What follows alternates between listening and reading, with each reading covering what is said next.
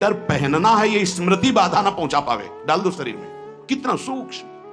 बड़े बड़े महापुरुषों को देखा है, अपने ब्रज के प्रेमी जनों को और ब्रह्मबोध संपन्न दोनों महापुरुषों को, किंचन मात्र कहीं भी कोई भी शास्त्र विपरीत शब्द नहीं, एक सेकंड की चेष्टा नहीं पाई शास्त्र विरुद्ध। और यहां शास्त्र में है ही नहीं, हो वैसे सिद्ध हो रहे हैं। क्यों? क्योंकि जीवन में किसी आदर्श महापुरुष का अंकुश नहीं। अगर किसी संत का भय तुम्हारे जीवन में नहीं है तो ये माया रौन देगी, पक्का समझ लीजिए। कोई महापुरुष तुम्हारे ऊपर अंकुश लगाने वाला हो तो इसीलिए जो देहाभिमानी जी होते हैं भाग पड़ते हैं, क्योंकि उनकी सिद्धावस्था में वो बाधा पहुंचाएंगे गुरुजन। असली सिद्ध बनो, नाटक नहीं, तो भाग पड़ते हैं। और जो गुरुजनों की शरण में रहता है वो परिपक्व भगवत प्राप्त महात्मा बन जाता है। इसलिए पूज्य बाबा कह रहे, पहला, किसी महापुरुष का अनुशासन है कि नहीं। प्रगट में अनुशासन जरूरी है, प्रगट में अनुशासन जरूरी है। नारदानंद सरस्वती जी महाराज नैमिषारण्य के पीछे आए थे, कुछ परिक्रम उन्होंने बताया। अब वो पधार गए जो वहां के अधिकारी बनाए गए, विवेकानंद जी। नए वस्त्र धारण करके आ गए। सदवई में मना है, यदि ऊपर का नया वस्त्र हो तो नीचे का पुराना और मलिन होना चाहिए। अगर नीचे का तो फिर ऊपर का पुराना मलिन। मैच, नया, क्रीच, एकदम, ये सब साधुता के कुछ नियम होते हैं, साधुता की एक मर्यादा होती है। तो वो दोनों नए पहन करके आ गए, भूल हो गई उनसे, देखा शिष्य। और नैष्ठिक ब्रह्मचर्य में सफेद कपड़े पहनाए जाते, तो और वो खिले हुए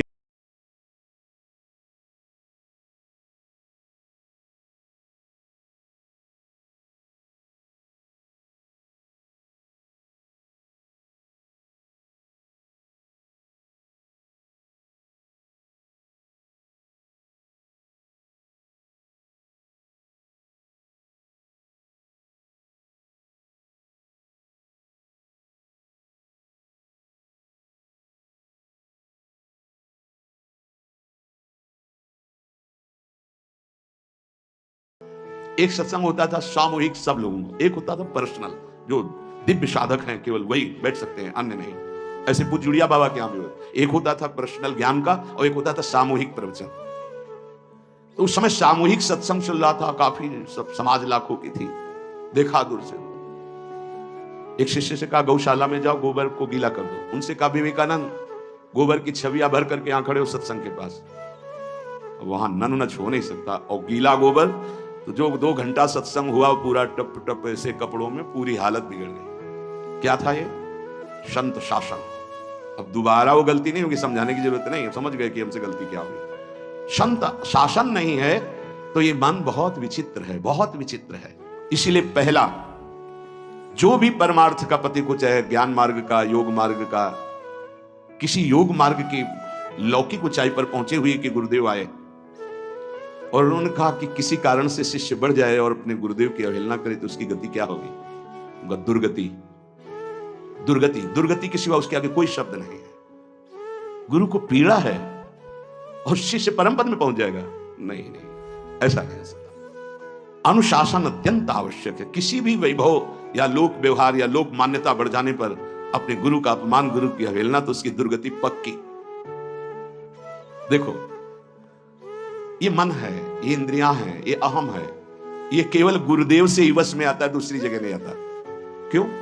क्योंकि दूसरी जगह उत्तर देने का अवसर है। दूसरी जगह हम नहीं मानते तुम्हारी बात, लेकिन वहां ना उत्तर है और ना नहीं मानते, केवल वहां मिटना ही मिटना है। अगर ऐसा उपासक है तो निश्चित परम पद का अधिकारी। केवल मिटना कोई उपाय नहीं है, अहंकार के पोषण का कोई उपाय, केवल मिटाना है। रो लो, चिल्ला लो, जो तुम्हें करना है कर लो, आना तुम्हें इसी मार्ग में पड़ेगा, दूसरा कोई रास्ता नहीं। बलिहारी घेर करके नष्ट कर देते हैं हमारे मन की मनमानी को, हमारे अहंकार को। इसलिए जीवन में प्रगट में जिनके जीवन में संत हैं और वो स्वीकार करते हैं उनका अनुशासन, उन्हीं का जीवन प्रकाशित होता है, पक्का समझ लेना। दूसरा, भागवतिक मार्ग में चलने वाले उपासक को सांसारिक पुरुषों की मित्रता करके उनकी संगोष्ठी में नहीं बैठना चाहिए। इस बात को बहुत अच्छे से समझ लो। सांसारिक पुरुषों की जो वृत्तियां होती हैं उनमें बड़ा आकर्षण होता है भोगों का, प्रपंच का। जो साधक भ्रमणशील हैं, अगर वो गृहस्थों के यहां जाकर उनकी सैयाओं पर सोते हैं तो उनकी दुर्दशा क्या होती है चित्त की, वो खुद अनुभव करके देख ले। आज तो शास्त्रीय पद्धति को समझा ही नहीं जा रहा। जब बड़े बड़े सुभट गंगा किनारे त्याग वैराग्य ज्ञान के मिले ना, तो आगे का रास्ता खुलता चला गया। सांसारिक पुरुषों के समुदाय में बैठना था। वो तुम्हें भगवान कहेंगे, ईश्वर कहेंगे, अवतार कहेंगे, उनको कुछ ज्ञान नहीं। आप मान बैठेंगे अपने को भगवान, अपने को ईश्वर, अपने को अवतार मानेंगे, तो आप जो अवतार है ना, ईश्वर है ना, भगवान है, उनसे विमुख हो जाएंगे। यहां जो भी अवतरित हुए हैं भगवत पार्षद, वो सदैव दैन्य ही रहे हैं। आप देख लीजिए, उच्च कोटि के महापुरुष चाहे जितनी ऊंचाई पर चढ़े हों, सदैव भगवान की ही स्थापना की है। भगवान के नाम की, रूप की, लीला की, धाम की, भगवत महिमा की स्थापना की है, अपनी नहीं, अपने पार्थिव शरीर की नहीं। ध्यान रखना, जितने महापुरुष प्रकट हुए हैं भगवान की स्थापना की। अगर हम संसारिक पुरुषों का संग करेंगे तो कई तरह से हानि हो जाएगी। सत्संग हो रहा है, बस इतने जो चाहो बैठ जाओ। हमारा पर्सनल एकांतिक केवल गुरुदेव से संबंध है और उनके द्वारा बताई हुई उपासना में हमारा समय व्यतीत होना चाहिए। कोई हमारा मित्र नहीं होना चाहिए, अलग से संगोष्ठी नहीं होनी चाहिए विषयी पुरुष की, सांसारिक पुरुष की। तीसरा, किसी भी अपनी निंदा करने वाले के प्रति कभी भी बुरा व्यवहार बर्ताव नहीं करवाना चाहिए, क्योंकि भगवान प्रेरित करते हैं निंदा करा करके महान बनाने के लिए। ये शब्द याद कर लो। जब तुम्हारी निंदा होने लगे, प्रतिकूलता होने लगे, विपत्ति आने लगे, संकट सताने लगे, तो जान लेना कि तुम्हारी अध्यात्म की भूमिका उठने वाली है, पक्का। ये अध्यात्म की भूमिका उठना बहुत कठिन होता है। अध्यात्म का प्रवचन कर लेना बहुत सरल होता है, नहीं? हाँ, चमड़ी को चिकनी करके और अध्यात्म का प्रवचन करने में कोई कठिनता नहीं, लेकिन चमड़ी और दमड़ी का राग मिटा दे, फिर अध्यात्म की तरफ चले, ये किसी फक्कड़ महात्मा का कृपा पात्र ही होगा, जो फकीर होगा, जिसने विश्व की समस्त भोग वासनाओं को रौंद करके अपने स्वरूप में स्थित हो गया। ऐसे महात्मा के संग के बिना अध्यात्म का रंग नहीं चढ़ सकता, और देखने को मिल रहा है। जब तक हमें अध्यात्म का परिचय नहीं है, तब तक कहीं भी हम राजी हो जाते हैं। अरे राजी होने को तो टाकीज के सामने देखो जाके, हजारों की भीड़ लगती, लाइन में खड़े होते हैं, पैसा देते हैं, और क्या देखने जाते हैं? झूठा तमाशा। उनको आप क्या कहोगे? ज्ञानी कहोगे? सत्संगी कहोगे? भीड़ का इकट्ठा हो जाना कोई अध्यात्म का चमत्कार नहीं होता। तो अध्यात्म का चमत्कार तो अंतर की वृत्ति का परिवर्तन हो जाना होता है। नहीं तो अगर एक नृत्य करने लगे ना, तो हजारों उसको देखने में खड़े हो जाते हैं कि 14 संगीत बज रहे हैं, फिर इसके बाद अगर हजारों में बैठे मनोरंजन कर रहे हैं तो इनका कोई महत्व नहीं। अगर एक महात्मा कह देता है कि तुम वास्तविक भगवत मार्ग के पथिक हो, तो धन्य हो गया जीवन। और 1 करोड़ लोग कह दे कि परमार्थ का पथिक है, तो मान्यता नहीं मानी जाएगी।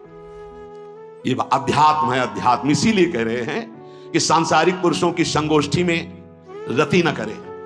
तीसरी, अपनी जब कोई निंदा करे तो उसका भला जरूर मना देना, बुरा मत मना देना, नहीं तो अध्यात्म छूट जाएगा। अपने पास सामर्थ्य होने पर नीचापमानम सुधा, वो नीच है, हम उस पर शासन कर सकते हैं, पर उसके द्वारा किए हुए अपमान को सह गए और अंदर से मनाया, भगवान तुम्हें सुखी रखे, स्वस्थ रहो, और कभी भी हम आपका विरोध नहीं करेंगे। जब अवसर मिले तब फिर हमारी निंदा करना, भगवान तुम्हें स्वस्थ रखे, तुम्हारा कभी अमंगल ना हो। ध्यान रखना, अध्यात्म। चौथा, अपने मुख से कभी किसी की निंदा ना करना। निंदा व्यक्तिगत नाम लेकर के की जाती है, सिद्धांत सार्वभौम वर्णन होता है। जैसे यहां हम कह रहे हैं, वो निंदा सिद्धांत के विपरीत आचरण में जो चलते हैं उनकी है। कौन है? नाम नहीं है, रूप नहीं है। सिद्धांत में चलना एक ये मार्ग है, सिद्धांत से बिलक चलना ये पाखंड है। पाखंड और दंभ की निंदा होती है, और सत्य की कोई निंदा करे तो वो प्रकाशित होता है। सत्य निंदा से ढकता नहीं। जैसे कोहरा थोड़ी देर के लिए सूर्य को ढकने का नाटक कर सकता है, लेकिन सूर्य जब प्रकाशित होगा तो कोहरे की धज्जियां उड़ जाएंगी। पांचवा, मान लेने की इच्छा का त्याग करके अपने समीप जो भी आवे, छोटा बड़ा सबको प्यार और मान देना। ये 8 अच्छे उपासक में सब लक्षण पाए जाते हैं। दूसरों को मान देने का स्वभाव रखना, चाहे छोटा बच्चा ही क्यों न हो। ये नहीं कि धनी मानी बड़ा आकर के धन राशि दे रहा है तो उसका सम्मान हो रहा है, और छोटा प्रणाम कर रहा है उसकी तरफ देखा भी नहीं जाए। नहीं, बच्चे से लेकर कोई भी, सबको एक ही प्यार की दृष्टि से देखना, भगवत भाव से देखना, अपने को मान रहित और दूसरों को मान देने का स्वभाव बना देना। छठवां, अपनी इंद्रियों को सदाचार परायण रखना। इंद्रियां ये सदैव व्यभिचार की तरफ भागती है। नेत्र व्यभिचार दोष, बार बार दूसरों के प्रति देखना आकर्षणकारी, कैसा भी दोष अंदर का भाव हो, नेत्र दोष, दूसरों की बातें सुनना श्रवणेंद्रिय दोष, वाणी से दूसरों की चर्चा करना वाणी, ऐसे हर इंद्रिय अपने व्यभिचार में जाना चाहती है। सदाचार परायण उपासक होता है। कल की बात है, कल चिंतन हो रहा था श्रीमद् भगवद गीता जी का। अगर उपासक में सदाचार इंद्रियों की पवित्रता नहीं है तो ढकोसला किसी का कुछ नहीं रहेगा। अच्छे से समझ लो, इंद्रियों का विलास चल खुला दिखाई देता है, खुला वो एक दृष्टि होती है, उसमें दिखाई देता है। अंतर में ब्रह्म बैठा हुआ शांत मौन है और ये समझ नहीं पा रहा, केवल नाटक पे लगा हुआ है। अपना मन, अपनी इंद्रियां यदि संयम में नहीं है, सदाचार में नहीं है, तो ढकोसला ही है, आडंबर ही है, नाटक ही है। पक्का समझ लीजिए। अगर वो संयमी नहीं है, जितेंद्रिय नहीं है, मनोनिग्रही नहीं, तो अध्यात्म क्या है? क्या प्रवचन हो रहा है? किस बात का प्रवचन हो रहा है? जो अनुभव हुआ उसका हो रहा है, शास्त्र सम्मत हो रहा है। जितेंद्रियता नहीं, इंद्रिय निग्रह नहीं, मनोनिग्रह नहीं। छठवां सदाचार परायण, अर्थात इंद्रिय और मन शास्त्राज्ञा के अनुसार चले। जिसका इंद्रिय मनोनिग्रह युक्त समय व्यतीत होता है भगवत चिंतन में, वो महापुरुष है। अभी वर्तमान में ही है, चिंता मत करो, स्थिति जागृत होने में देर नहीं। बंद रखो अपनी खिड़कियों को, कहीं माया की हवा ना घुस जाए।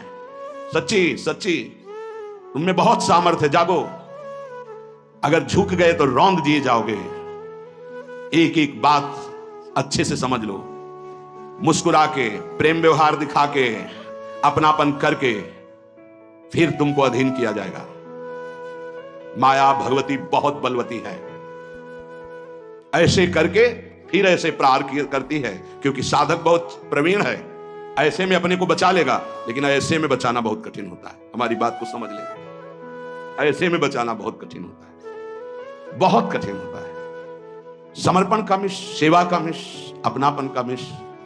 हमारी इंद्री, हमारा मन बहुत धोखेबाज है, हमें कोई धोखा नहीं दे सकता। ये हमारा मन, हमारी इंद्रियां हमको धोखा देती है। साधु, साधक, परमार्थ पथिक, भक्त इस बात से परम सावधान। सदाचार और सरलता, संयम के साथ हमारा समय व्यतीत होना चाहिए। किसी के गवाही की जरूरत नहीं है, किसी के प्रमाण की जरूरत नहीं। आप खुद अपने हृदय की भूमिका को नाप लीजिएगा, कितनी ऊंचाई पर चढ़ रहे हो आपको खुद अनुभव में समझ में आ जाएगा। जो इंद्रियों का गुलाम, मन के द्वारा भ्रष्ट आचरण करने वाला है, कुछ भी हो, कोई भी हो, कहीं भी हो, दुर्गति शब्द से ही संबंध है। जीते जी दुर्गति, फिर फांसी ऐसी लगे तेषम दुख न। सच्ची मानना, जब गलत हो जाता है आचरण, तो अपना मन अपने को कहता है नष्ट कर दो, ये जीवन किस काम का। होश में हमारे शब्दों को ध्यान से सुनना। जब इतना गलत हो जाता है तो अपना चेहरा अपने को पसंद नहीं आता, और अपना जीवन अपने को पसंद नहीं आता, और अपने अंदर से मन कहने लगता है नष्ट कर दो इस शरीर को। फिर वो जो आगे की लीलाएं होती है, अच्छा ऐसा हुआ, फांसी लगा ली, जहर खा लिया, ये कर लिया, वो कर लिया। वो इन्हीं इंद्रिय और मन की फिसलन को नहीं सह पाया। अच्छा, किसी महापुरुष का शासन नहीं था, नहीं, उस चूक में भी बचत हो जाती है। एक बहुत बड़े महापुरुष के समीप रहने वाले से चूक हो गई, तो उन्होंने अपने आसन के पास आसन लगवाया। सब साधुकों ने कहा कि बहुत बदनामी होगी, क्योंकि आपका नाम आगे है और वो आपके आश्रित है, ऐसा है किसी महापुरुष ने। उन्होंने कहा, तू क्या समझते हो, निभाया है, चूक हो गई, अब इसको कभी चूक नहीं होगी, ऐसा बना देंगे, कभी त्रुटि नहीं होगी, इसको ऐसा बना देंगे। और वो फिर ब्रह्मावर्त बिठूर में रहे। वो बहुत अच्छे महात्मा हैं, अभी हैं। अगर संत का शासन है और आपसे चूक भी हो जाती है, तो ऐसा बना देंगे कि दोबारा चूक नहीं होगी। पर इंद्रिय और मन को छूट देकर मनमानी आचरण करने वाला कभी साधक नहीं हो सकता, पक्का। और आप सच्ची मानना, आपकी एक बार इंद्रिय मन छूट हो गई तो जिंदगी भर दबे रहोगे, दहाड़ने लायक नहीं रहोगे। माया तुम्हारे को सदैव कोसती रहेगी, तुम्हारा हृदय जलता रहेगा। ऐसा कैसे हो गया, ऐसा कैसे हो गया। जब ऊंचाई की तरफ सोचोगे तो सामने वो अगर प्रायश्चित करके मिटा दिया है तो बात है, नहीं तो कर्म सामने आ जाएगा। लगेगा नहीं, हम इस ऊंचाई लायक नहीं, हम इस ऊंचाई लायक। आपसे प्रार्थना कर रहे, अगर चूक हो गई हो तो उसको मिटा दो, नहीं आगे बढ़ने में बाधा पहुंचा देगा। अपने गुरुजनों से सलाह करके उसका प्रायश्चित कर लेना चाहिए। अगर गुरुजन कर दे जाओ कुछ नहीं, तो कुछ नहीं, खत्म खेल, वो निपटा देंगे, वो करुणामय है, उनमें बड़ी सामर्थ्य है। पर छठवां सूत्र, सदाचार, संयम, जितेंद्रियता, मनोनिग्रह साधक में होना ही चाहिए। जो साधक एकांत में मनोरंजन करके अपने जीवन को नष्ट कर रहे हैं, अच्छा होता गृहस्थ धर्म में रहते, बाल बच्चे पैदा करके मेहनत करके धर्म पूर्वक कमाते और समाज की सेवा करते। यदि अखंड ब्रह्मचारी वैराग्य मार्ग के पथिक हो तो चूक ना होने पावे, प्रार्थना करते हैं। इंद्रियों को शिथिल ना होने देना, मन को शिथिल मत होने देना, नहीं तो ऐसा बंधन ये बांध देते हैं कि बड़े बड़ों को सर झुकाकर चलना पड़ता है। रौंद देती है माया, ध्यान रखना, सर उठाने लायक नहीं रह जाता। अगर इंद्रिय जन्य भोगों का आकर्षण नष्ट कर दे तो अपना मन अपने को जलाता रहता, धिक्कार देता रहता। कैसे हो गया ऐसे? तो कैसे हो गया? कीन हो इसका बहु अभिमाना, सुख हो वंचा कृपा निधाना। कहीं अभिमान हो गया कि मैं ब्रह्मचारी हूं, मैं जितेंद्री हूं, मैं मनोनिग्रही हूं, तो ठाकुर जी ने दाना फेंक दिया, देख भला मनोनिग्रही है तो मत चुन। लेकिन कृपा पात्र साधक पुनः अपने आप को सावधान करके सदाचार में ही स्थित रहे। आज सदाचार को समझा ही नहीं जा रहा कि सदाचार है क्या। 7वां, किसी भी पद को साधक कभी स्वीकार न करे। समाज में बड़े पद मिलते हैं, यहां भगवत प्राप्ति की वार्ता हो रही। किसी भी पद, किसी भी सम्मान को स्वीकार न करें। ये सब उपाधियां हैं, अगर उपाधियां स्वीकार की तो उपद्रव शुरू हो जाएंगे। कोई उपाधि स्वीकार न करो तो इतने महान बन जाओगे कि पूरे विश्व में तुम ही होगे। ये भी बात याद कर लो। कोई भी छोटी मोटी उपाधि स्वीकार की तो उस महान को नहीं प्राप्त कर पाओगे। विश्व में तुम ही होगे, या तो ज्ञान में तो एक तुमसे बड़ा कोई है नहीं, और अगर भक्ति में तो तुमसे छोटा कोई नहीं, तो विश्व में तुम ही तो हुए ना। सब बड़े और आप छोटे, विश्व में आप त्रणादपि सुनीचेन, और ज्ञान तो हम ब्रह्मास्मि, सबको समेट लिया अपने में, एक के सिवा दूसरा कोई नहीं।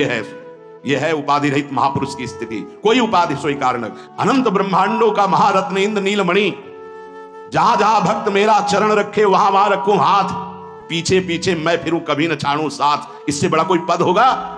निरपेक्षम मुनिम शांतम निर्वैरम समदर्शनम अनुब्रजाम में हम नित्यम पूजे यत्यंगुरेणु भी। जिसकी चरण रज लेने के लिए परब्रह्म परमात्मा पीछे डोलता है, वो है ये पद। जब कोई पद नहीं स्वीकार करता तो ये पद प्राप्त होता है। इसलिए 7वां, किसी भी उपाधि को, पद को साधक कभी स्वीकार न करे। आप यहां के अमुक बन करके अमुक नहीं, सेवाएं सब हैं और सेवक हूं, कोई पद नहीं। देख लो बड़े बड़े महापुरुषों को। पूज्यपाद उड़िया बाबा जी ने जब देखा तो दंड का विसर्जन कर दिया कि पद की तरफ एक घसीट रहा है। गंगा जी में महाप्रभु चैतन्य देव गंगा जी में, जो हमारे परम पद के बीच में आएगा वो सबका प्रवाहित कर देना ही उचित है। बहुत समझना, पूरे जीवन भर याद रखना, यह अध्यात्म है। अध्यात्म कभी कोई भी उपाधि स्वीकार ना करे। तो बहुत जल्दी उपाधियां सामने लिख दी जाती है, तभी कोई वो स्थिति ही नहीं आती। उपाधि हमारे ब्रजमंडल में एक से एक महापुरुष हुए हैं। बाबा प्राण धन रहे हैं, कितने संत महापुरुष, और उनको यहां प्यार से ब्रजवासी जन मेरो बाबा प्रिया प्रीतम के लाडले। कोई उपाधि नहीं, कोई पदवी नहीं, कोई प्रतिष्ठा नहीं। और 8वां, ये आखिरी, किसी भी परिस्थिति में अपने आराध्य देव का चिंतन ना छूटने पावे। पूर्णता ये तभी हो सकता है जिसके जीवन में ये 3 बातें हैं। आखिरी वाली बात, किसी भी परिस्थिति में अपने लक्ष्य का चिंतन न छूटने पावे। ये 3 बातें जिसके जीवन में है तो ये आखिरी बात पूर्ण होगी। आखिरी और पहली 2 बहुत जोर की बात थी। पहली थी किसी संत महापुरुष का शासन, और पूर्णता आई किसी भी परिस्थिति में अपने लक्ष्य का चिंतन न छूटना। बीच में अपने आप सब आ जाएगा।